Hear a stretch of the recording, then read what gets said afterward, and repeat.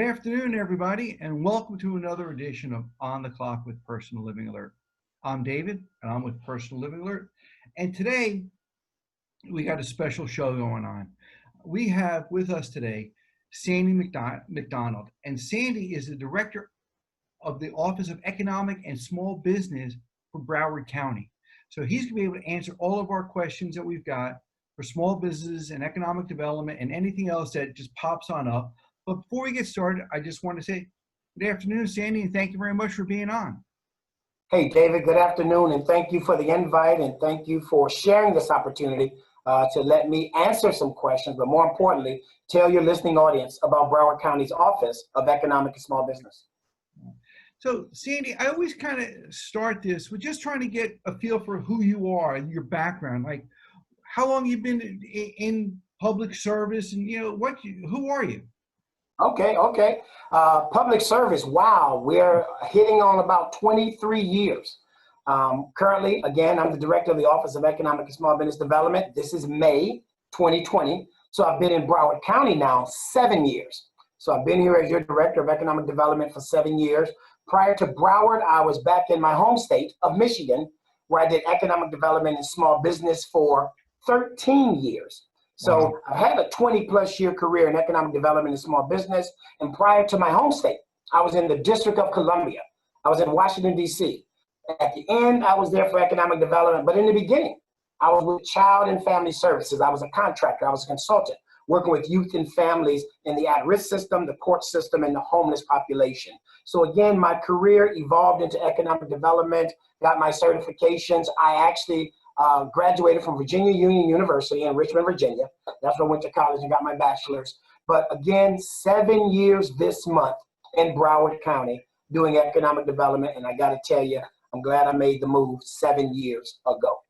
Oh, except for like the last 3 days, we've had nothing but torrential rains. I couldn't agree more. There you go. There you go. So I got a question for everybody out there. What does, if you could just sum it up a little quickly, what does the Office of Economic and Small Business, for Broward County, what does it do? Okay, for real brief, 2 sections. The Office of Economic and Small Business Development is Broward County's Economic Development Office. So we work with 2 primary groups, the 31 municipalities in Broward County. You know, as you try to attract business, retain business, help businesses to expand. Most of our cities have city managers. They got their own charter, so they really don't need the county. But from time to time, they collaborate and work with the county for the greater good. And we have a public-private partner, the Greater Fort Lauderdale Alliance. So in 8 major target industries, aviation, IT, headquartered offices, on behalf of my office, they do the retention, the recruitment, and the expansion to help us bring more businesses to Broward County. We also provide economic development assistance in terms of entrepreneurs, startup programs, and international. Don't forget, we got that great port out there. And other than cruises, we're number 2 in the area for the number of TEUs and containers in terms of the activity at that actual port. So that's the economic development side. The big part of our office is also the small business side. Small businesses can get a lot of economic development assistance. Again, business planning, business revisiting, how to understand and format and market your business, how to start a business. But Broward is also committed to small businesses because as a county, we're 1,300 square miles, 31 cities, 1.9 million residents, and here we go, 68,000 plus businesses in Broward County. So since we're truly a small business community, the small business side of my office assures that at least 25% of whatever the county buys, airport, port, convention center, libraries, parks and rec, roads, at least 25% of what the county buys, we buy from small businesses in Broward County. So that's the small business program, get businesses certified, get businesses engaged in procurement, monitor compliance to make sure small businesses have a chance to participate in the county's procurement. That's our office. That's amazing. And I'm so glad that we're going to talk about this because I would tell you 98% of the people that watch our show are small business owners. And there you go. I know how the government defines a small business under 500 people. I'm almost willing to bet that most of the people we've got who listen to us are probably less than 10. So we are truly small businesses. So this, especially with the COVID going on out there, this couldn't be any more timely, you know, as far as how Broward can help us, because that's who we are. But So before David, you're accurate. yeah, And without cutting you off, you're accurate. 89%. So that you will know that. You're talking about your entire audience. yeah, 89% of the businesses in this county are 20 employees and less. wow. So you're right on when you're saying you're 10 or less. 89% in this entire county, over the 68,000, are 10 employees or less. We are a small business community. Yeah. Well, I want to talk more about what Broward can do for small businesses, but if you can, just touch on, to the best of your knowledge, I know because this is a little bit out of your scope, what's the federal government doing, and what do you think the state of Florida is doing today to help small businesses? And then we'll talk more about what Broward's doing. Okay. Well, relevant to COVID, and this is how I start each one of these workshops off so far for the last 6 or 7 weeks. Relevant to COVID and even pre-COVID, there is federal assistance for small business. So again, I'd like to align it with what I just articulated. So thank you again for allowing me to explain our program. Broward has a program based on taxpayers' dollars for the things we buy to make sure small businesses who provide those services, we can use them.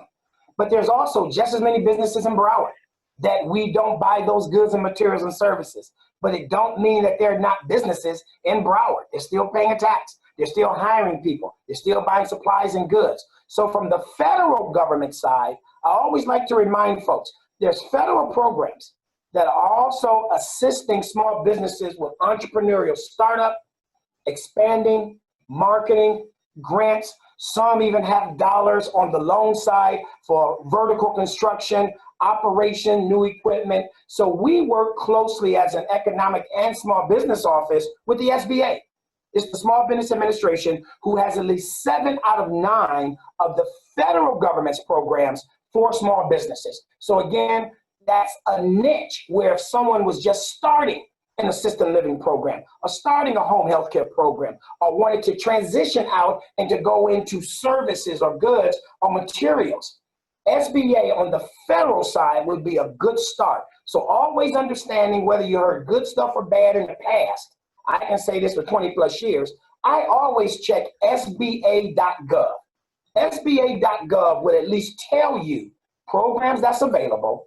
And the good side about that is also the eligibility requirements for the programs that's available. So will I say that there's a plethora, there's 500,000 different programs to aid small businesses? Won't tell that fib. Will I say that there's 7 defined programs that an entrepreneur or a small business, and you know as a small business, the idea is that I just want factual, accurate, timely information. I'm willing to take a no as long as I can get the no as soon as possible, and you don't drag me on and waste my time for 8 months to tell me a no. That is very true.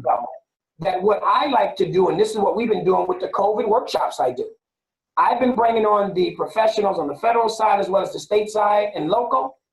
Tell my audience exactly the yes or the no's. If it's yes, let's dive deeper. If it's a no, I always want to know why the no. Why? Because some of my audience wants to know that if it's a no, how do I turn that no to a yes? What things need to be tweaked or what do I need to do? So there are federal programs. So again, without trying to name all, I would certainly recommend folks definitely go to SBA.gov. And thank you again for having me on. Folks can actually use me as a sounding board for what they might have that I can direct them on the federal side. But that would be my best tip on the federal side. There's tons of things, DBE, there's MBs, there's tons. I would more focus for your audience on SBA.gov. That's just my opinion. That's fine. How about on the state side? On the state side, since we, fortunately, because I love here more than Michigan, the snow, but unfortunately, you and I are getting ready to roll into hurricane season, but we have programs that carry us through the hurricane seasons, like the bridge loan program, which is also in effect right now because of COVID. And the federal government decided, well, since you guys already got a good SBA program, 2 employees or more, up to $50,000 for what they was trying to loan out, why don't I just throw extra money in that pot? And that's where the economic injury disaster loan came from, the extra funds. to that pot. And again, anyone who was being impacted by COVID could have applied for that EIDL, even if they applied for the state's bridge, whether you got it or not. You could apply for the EIDL, and also by applying for the state's EIDL through the feds, you were eligible for the up to 10,000 grant. So whether you got the loan or not, if it was you and 4 employees, total of 5 of you, you could have got 5,000 simply for doing the application. So the state supported the EIDL program on the back of the state's traditional bridge gap program that we use every year coming out of hurricane season in case we have a catastrophe. But there's a couple of other programs that the state have, like loan guarantees. There's a program in terms of short-term compensation. We are a seasonal community. A lot of folks didn't know that when you sometimes might have to reduce your staff, the state also has a tax credit to help you reduce your staff, or more importantly, maintain your staff during those slow periods of your business.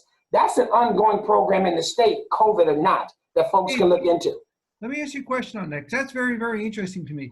When I hear seasonal, I'm thinking theme parks, water parks, that kind of stuff. What about, as you know, we do a lot of, we're in the senior market, and we do a lot of home health agencies, right? And they've got people who are snowbirds, so they're going back. Would that be considered seasonal? So let me say this slowly, and with you and your audience, especially you, I'm willing to research it. Okay. But the way you just said it to me slowly, yes. Yes, because though you gave the examples of the theme parks, you and I also recall that we're also strong seasonally in agriculture. Right. It's used strong here for agriculture. What you just described, especially with our snowbirds, that's seasonal. So I'm willing to do further research using your example, but I'm willing to also go on the line and say, yes, that's eligible. And that's a good point, David, that you made.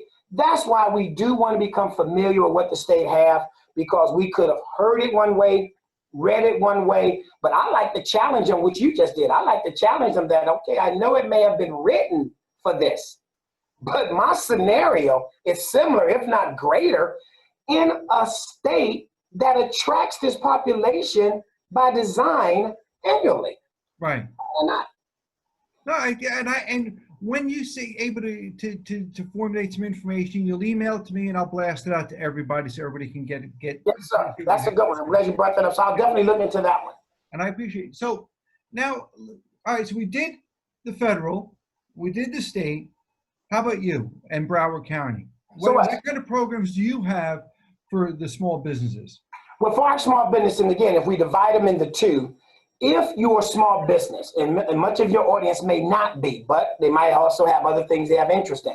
But if you're a small business and you provide any good material or service that the county buys, I want to meet you. You don't even need to get certified with me. But from free workshops to online information, I want you to know, I even have a pamphlet called Broward is Buying.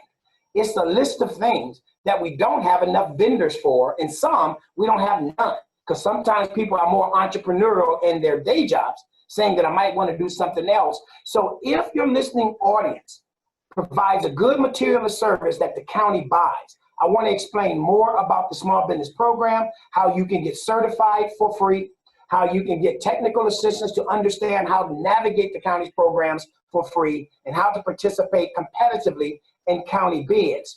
But shorter than that, the ED side, for the economic development side, that's where our Kaufman Fast Track Entrepreneurship Program comes in. That's where we take some existing businesses, especially those within the first 3 to 5 years, and they want to revisit their business plan, or maybe I got started and I did not have a business plan, or I'm just a fresh entrepreneur with a good idea and somebody woke me up and said, I want to do X. The economic development side of our office, along with some of my city partners, we run entrepreneur and startup programs.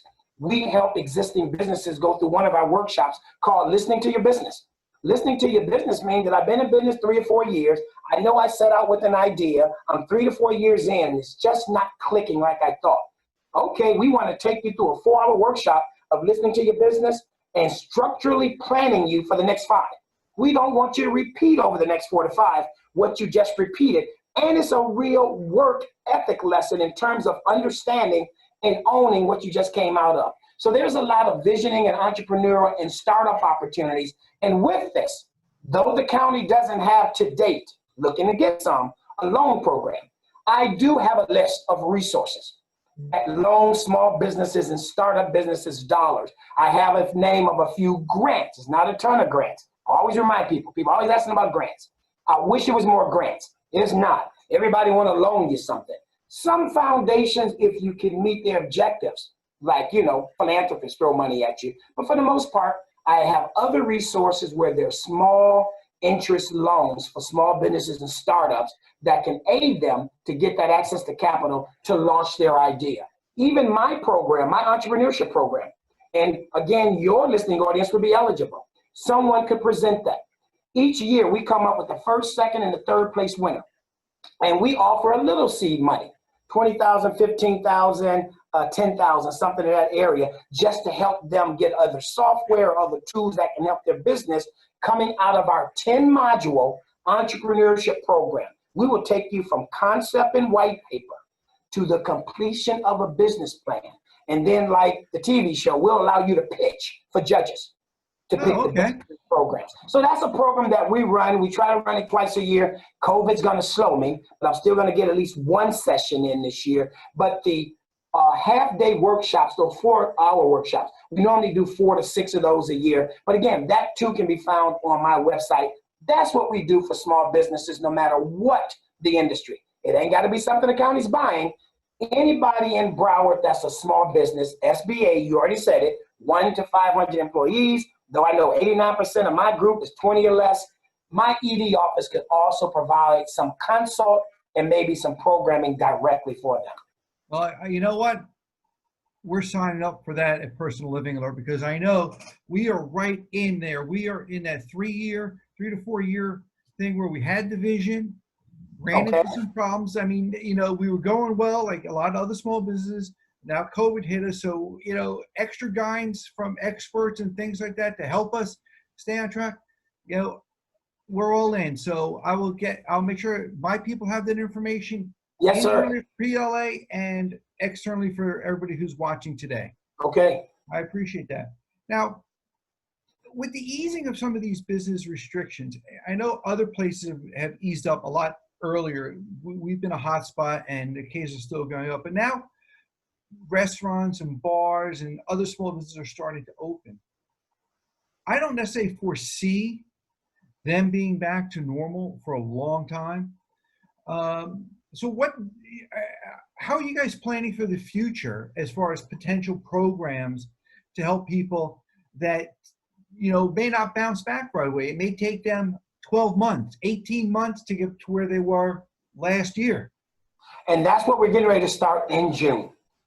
We've been dealing with this like everyone else since March. We did virtual workshops to try to steady businesses. We did virtual workshops to make sure that you had access to the resources from the federal side as well as the state side. We're actually still working through some dollar amounts right now as a county to determine if there's anything else we can do with CARES money to still sustain businesses. But it is time.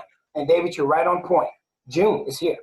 It's time to start talking about whether you want to quasi-call this new normal or whether as a business model, you want to accept the change.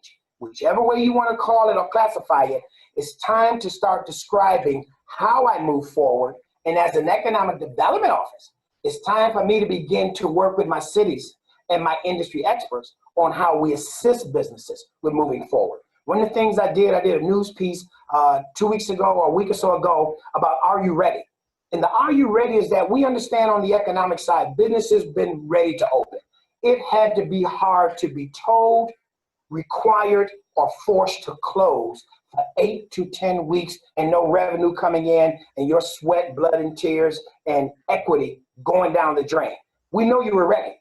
But one of the realities I had to remind my businesses 2 weeks ago, unfortunately, at that time, 80-something thousand deaths in the country over 60 days. I could have let you open up anytime, like cutting on a light switch. It didn't mean that the consumer was running back to you. We now got to make sure our businesses recognize first and foremost, and that's what my article said, you have to project more than I'm open. You have to project I'm open and I'm safe I'm open and I'm secure. I'm open and I'm caring responsibly for mine, which means I'm willing to care responsibly for you. That's the message that the consumers at home is waiting to hear and see, because as you and I talked before we got started, some people have been in for 10 weeks. They're not that excited about coming back out. I have to start working with businesses to help them to understand your message is bigger than I'm open. Your message has to sell to the consumer that they can be invited back in a safe environment. The consumer has to have that trust. So after we start working on that message, we still have to assess the businesses. Unfortunately, I'm going to be about 25 to 28% of the businesses in January I thought was on their way. They're not coming back. I still got to deal with that loss and see if there's anything we can do about a pivot, or am I already at the financial red that even a pivot doesn't afford this previous entrepreneur a step forward. So we also recognize I got to now begin to galvanize my industry experts about retooling and pivoting on that lost business. And then for those who decided to commit to I'm going to give it a chance, whether they got that federal money or not, I now got to get them to recognize that chance isn't June and July. That chance isn't August and September. You've got to have that plan that carries you throughout this calendar year, minimum to this time next year. I'm sorry, that norm that you knew in February will not be back nowhere near before this time next year, and even that's extremely early. So with that, we're getting ready, and I just spoke with my staff earlier today, to begin our series of virtual workshops to demonstrate how we can effectively help businesses. And it's not just so much talking. We're also talking about what state, what federal, what county, what financial institution resources can I also put together? Because this is going to be about access to capital. I can get your plans together, but if we don't have money to sustain you, while we collectively go out and try to attract the consumers to come back, get me and your visitors to fly back in, get those snowbirds comfortable with flying back down here again in December, then we're just talking about a third of our population, only the 1.9 that lives here. So we recognize that we're now going into a period where the education is about addressing those that may be lost, to deciding and determining with them what their pivot is, and that is an interest of the county, because that's a lost tax base. I feel very bad for the business and the personal sweat equity and the dollars that's lost, but it's also lost revenue. And then I got to make sure for those who decided to cut the mustard and they believe they can stay, how can I sustain you? Staying for 3 months is worse than leaving right now. I need to know that you and I can grow you, return you at least to a 12-month performer. And then the ideal is that also, do you know, during crisis is one of the best times that entrepreneurs bring on new activity. So there are opportunities for existing businesses and others who are thinking to bring new industry in to what now becomes our new normal.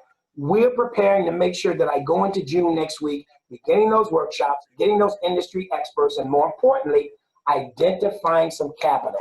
This is going to take funds, which is why I'm hoping the federal government understands this isn't over. For the assistance you offered through 2 stimulus packages, very appreciative, but it's nowhere near enough, because the other part I can say with your audience today, for those who got it, unfortunately, I have just as many who didn't get it. And for those who are holding on with their own, like most of your audience, they're the ones who need it. You know, yeah, you're 100% right. And when it comes to the EIDL, you know, with the $10,000 grant, on a personal, we applied, right? But we didn't get what we asked for. You know, they cut us down significantly, so we got $1,000 out of the 10. So, you know, I don't know how many people that impacted, and I think it's probably because they didn't allocate enough funds to it. I don't know what was the ultimate decision, but that impacts you kind of plan on getting the 10 and what you can do with it to keep your business going.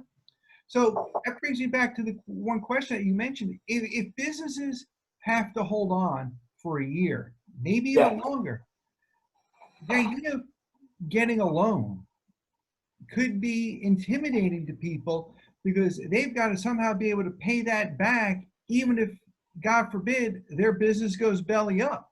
So I mean, it's scary no matter how you look at it. David, it is scary. I even have had calls this week of some people deciding that the math isn't good on the PPP side. They recognize 75% needs to be spent on employees, payroll, or payroll-related expenses. And they realize maybe 68 or 70% will be. Well, if that's the case, that means your whole loan can't be forgiven. You now got to pay it back, and you got to pay it back in 2 years. I have people who have called me simply saying, Mr. McDonald, I'm giving the PPP back. I was able to get something from the EIDL, and I was able to get a reasonable terms. One lady talking about 15 years, another lady talking about 30 years. So out, she's like, I can focus on that. That doesn't submerge me or drown me with this assistance while I'm trying to hold on. So you're right. It wasn't enough.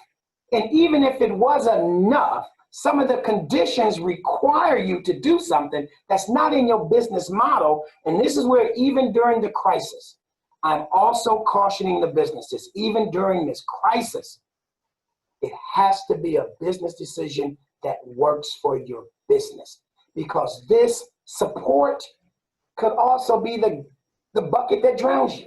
Yeah, and that never was the intent, but unfortunately, that's a real case. And that's why we're planning right now. I have one workshop tomorrow that another group is doing that I'm just going to listen in on. But in 2 weeks, I'm doing a workshop on explaining the PPP again, and everything you need to dot your I's and cross your T's to make sure you meet that minimum 75. Don't make that mistake, because again, if you were fortunate enough to get that 80,000, 300,000, 900,000, and if you're not going to use 75% or more for payroll or payroll related expenses, you then owe that entire loan back in 2 years. It's amazing. You know, Sandy, you have just provided me personally and everybody else a wealth of information, and I truly appreciate it. But if somebody had questions, how can they get in touch with either you or your website to find things out? I know you have a weekly email newsletter you put out. So if somebody wanted information, how would they get it? So David, if they wanted to call, and we do these virtual hours these days, so whether it's just a regular phone or they wanted to Zoom, Skype, GoToMeeting, or that, I think even Microsoft Teams, I'm on all four if you wanted to do the visual, but 954-357-6400, and you can ask for me directly. And if I'm not available, which I should be these days, you can just schedule my assistant to put you on a calendar. That's what we're doing. Folks can just schedule a meeting, just say what you want to meet about. Hey, say you heard it from this show and you want to schedule, set up a meeting, set up a verbal. 954-357-6400. But for all the information you and I shared today, federal, state, local, and to know more about our program, the procurement side, the small business side, the economic development side, the entrepreneurship program side, someone can go to broward.org/econdev. That's short for economic development. broward.org/econdev. And on that website, you can see all of our information, but you can also use that site to subscribe to my weekly newsletter. A newsletter that comes out every single Wednesday around 6:15 that tells you what we're doing, some small business tips, some resource information. I always have a directly speaking page when I'm trying to at least frame what's currently going on. That's available on our website daily, and that newsletter comes out every Wednesday. And I will let everybody know it's 100% true. I called Sandy. I got him. We chatted. He's here for everybody else to listen to. It's as easy as he said it was. And Sandy, I just want to say thank you again. I truly appreciate your time and the wealth of information you've shared with everybody today. So thank you, my friend. And thank you. And thanks again for having me in your audience. Thank you. All right. Enjoy your day. Thanks.